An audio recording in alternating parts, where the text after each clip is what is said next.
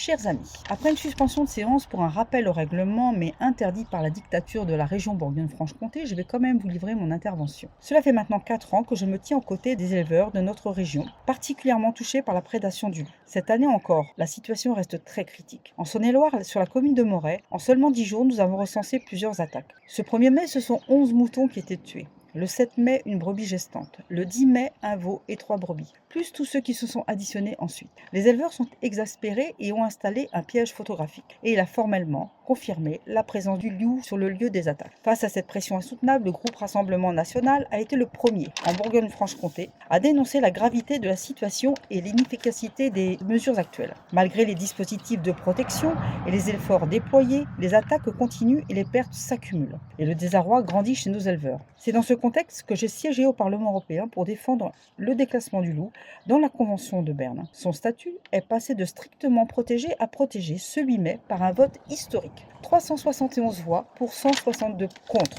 C'est une véritable victoire, une évolution attendue par le monde agricole.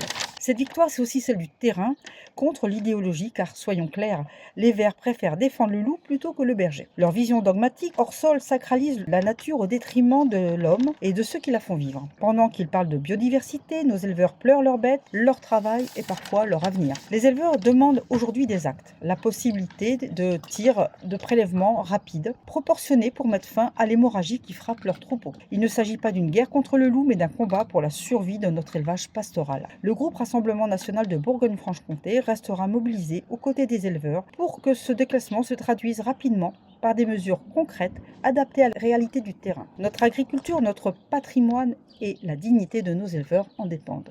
Je vous remercie.